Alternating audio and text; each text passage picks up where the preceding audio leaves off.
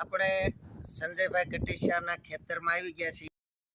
ખેતરમાં સરસ મજાનો બંગલો બનાવ્યો છે અને એ બંગલાના જે અત્યારે કામકાજ ચાલુ છે એ તમને બતાવું છું કે મકાનની અંદર જે લાદી ચોંટાડે છે વિક્રીભાઈ ને પથ્થર ને એનું જે કામકાજ કરે છે રાજસ્થાનના ભાઈ છે એમનું કામકાજ તમને બતાવું કેવું ફિનિશિંગ છે.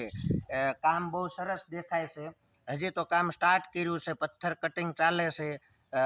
દરવાજા અને બારી બારણામાં પથ્થર ચોંટાડ્યા છે અને એ પથ્થરનું કામકાજ જે ચાલુ છે એનું કામ જોતા બહુ સારું દેખાય છે. એટલે મને એવું થયું કે ના આ ભાઈનું કામ સારું છે અને આમનું કામ બધાને દેખાય. તમારે કોઈને જરૂર હોય તો તમે પણ એમને બોલાવજો. આપણે એમનો જ પરિચય લઈએ. ચાલો આપણે ત્યાં જ જઈએ. તમને દેખાય છે મકાન બહુ સરસ બનાવ્યું છે. મકાનની અંદર જે કાંઈ કામકાજ ચાલુ છે એ કામકાજ આપણે જોવા જઈએ છીએ. મકાનમાં હજી વિક્ટ્રીફાઈ નથી લગાવી પણ જે ટાઇલ્સ લગાવી છે.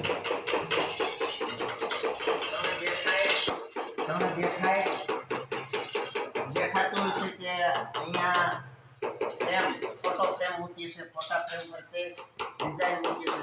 ફ્રેમ બરાબરની મસ્ત પથ્થરની લગાવી છે. હજી તો ટાઇલ્સ લગાવતા જાય છે.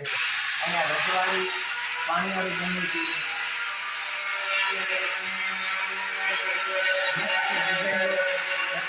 જાય છે અને સાથે સાથે મૂકતા જાય છે.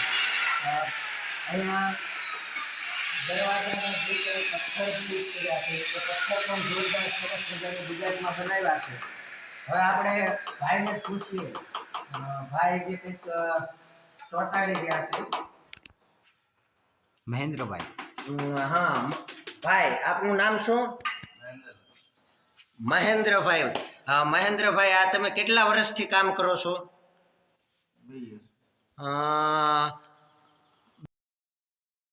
અને આમ તમારું મૂળ ગામ ને તમારું વતન ને એ બતાવશો? મહેન્દ્રભાઈ થોડાક શરમાળ પ્રકૃતિના છે અને ધીમું બોલે છે. રાજસ્થાનના છે. એના કામથી મતલબ રાખવા વાળા છે. એમનું કામ મસ્ત ફિનિશિંગ આવવું જોઈએ. એને કામથી મતલબ છે એટલે એમનું નામ છે મહેન્દ્રભાઈ. મહેન્દ્રભાઈ અને એ રાજસ્થાનના છે. મહેન્દ્રભાઈ, તમારો મોબાઈલ નંબર બોલજો. નંદુભાઈ પાસે. નંદુભાઈ આ બાજુ કામ કરી રહ્યા છે. તમને દેખાય છે મસ્ત ફ્રેમ ફિટ કરી છે કબાટની. નંદુભાઈ, એક મિનિટ. તમારું નામ? નંદુભાઈ. તમારો મોબાઈલ નંબર?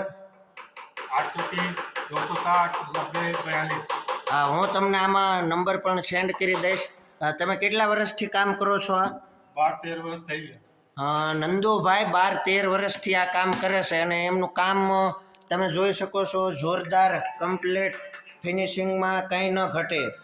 તમારે જો મકાનનું કામ કરવાનું હોય, લાદી ચોંટાડવાની હોય, વિક્ટ્રીફાઈ ચોંટાડવાની હોય કે આપણે પથ્થર લગાવવાના હોય તો તમે નંદુભાઈનો સંપર્ક કરી શકો છો. નંદુભાઈ મૂળ એમનું રાજસ્થાન વતન છે અને એમનો નંબર પણ હમણાં તમને મોકલી આપું છું. જો તો તમે જોઈ શકો છો એક માપ, પરફેક્ટ માપ લઈ અને પથ્થરનું કટિંગ કરે છે. અહીંયા ટાઇલ્સનું માપ લે છે એ જુઓ તમે. ટાઇલ્સનું કમ્પ્લીટ માપ લે છે અને જુઓ એની રીત જુઓ. સેજ પણ આઘું પાછું ન થાય એનું પૂરતી કાળજી રાખે છે અને એ પ્રમાણે એ મશીન ઘસી અને કટિંગ કરે છે. માપ લીધા પછી મશીન ઘસીને કટ કર્યા પછી પણ હવે જુઓ હવે શું કરે છે.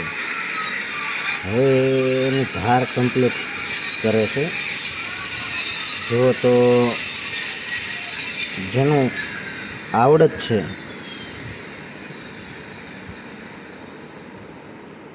જ્યાં લગાવવાની છે લાદીને ત્યાં એ લોકો એક વખત માપ લે છે. માપ લીધા પછી કટિંગ કરે છે. કટિંગ કર્યા પછી પણ એ લોકો પાછું માપ જોવે છે કે ના બરાબર છે ને. એવી રીતના 2-3 વખત માપ લેવું પડે તો ચાલે. પણ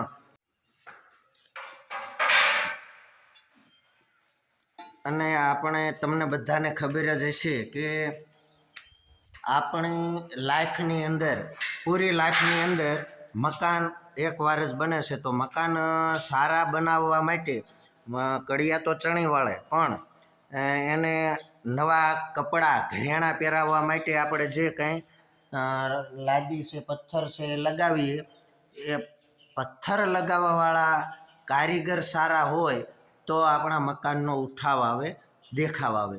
તો એ મકાનનો દેખાવ સારો બનાવવા માટે તમે નંદુભાઈ અને મહેન્દ્રભાઈનો સંપર્ક કરી શકો છો. કામકાજ બહુ સારું છે.